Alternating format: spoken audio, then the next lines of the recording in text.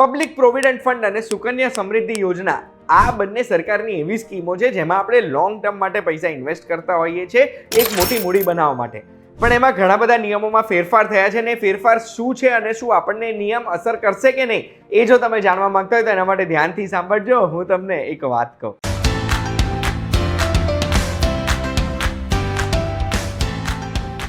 એક વાત કહું, આપનું સ્વાગત છે. મારું નામ છે ગુંજ ઠક્કર. પીપીએફ એટલે પબ્લિક પ્રોવિડન્ટ ફંડ અને સુકન્યા સમૃદ્ધિ યોજના શું છે તમને ખબર જ હશે. અગર તમને કોઈ પણ ડાઉટ છે, મેમરી રિફ્રેશ કરવી છે તો બંને ઉપર એક વાત કહું, ઓલરેડી બનાવેલા છે. જે બંને એપિસોડની લિંક ડિસ્ક્રિપ્શનમાં મૂકી છે, તમે જોઈ લેજો તો તમને પણ ખબર પડી જશે શું છે.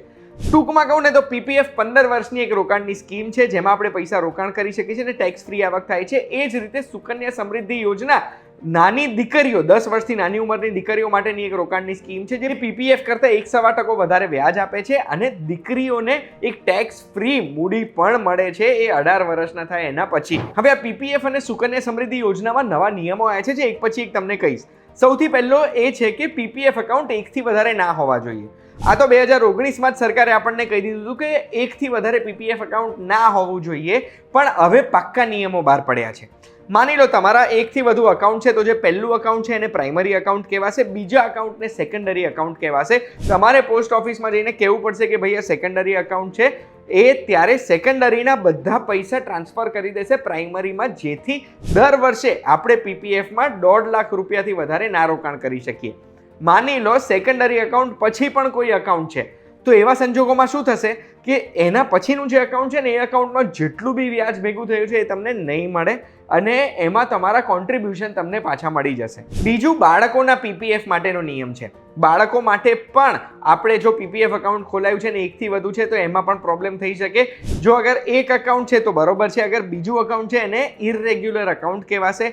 પહેલા અકાઉન્ટને નોર્મલ પીપીએફનું વ્યાજ મળશે અને જે ઇરરેગ્યુલર અકાઉન્ટ હશે એને પોસ્ટ ઓફિસનું સેવિંગ્સનું વ્યાજ મળશે જે અત્યારે લગભગ 4% જેવું છે. ત્રીજો નિયમ એનઆરઆઈ માટે છે. કોઈ પણ એનઆરઆઈ પીપીએફ અકાઉન્ટ ના ખોલાઈ શકે, આ તો નિયમ છે જ. પણ જો કોઈ પણ એનઆરઆઈ એવા છે જેમને ડિસ્ક્લોઝ નથી કર્યું કે હું એનઆરઆઈ છું તો એમને 30મી સપ્ટેમ્બરથી વ્યાજ મળવાનું બંધ થઈ જશે અને 12મી જુલાઈથી 30મી સપ્ટેમ્બરની વચ્ચે પોસ્ટ ઓફિસના સેવિંગ્સ અકાઉન્ટ જેટલું જ વ્યાજ મળશે. હવે માની લો એવા કોઈ વ્યક્તિ છે જેમણે પીપીએફ અકાઉન્ટ ખોલાયું છે, એના પછી એમને એનઆરઆઈ સ્ટેટસ મળ્યો છે, તો શું થશે?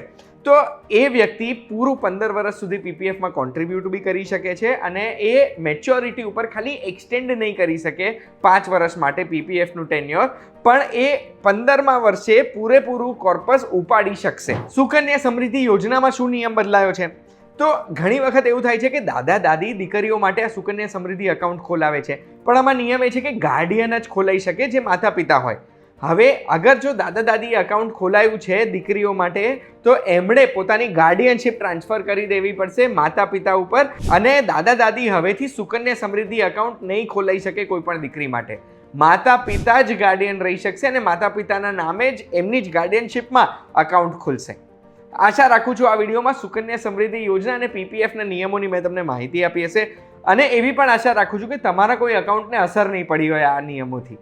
આવી માહિતી જોવા માટે VTVGujarati.com જોતા રહેજો. આપણે ફરી મળીશું.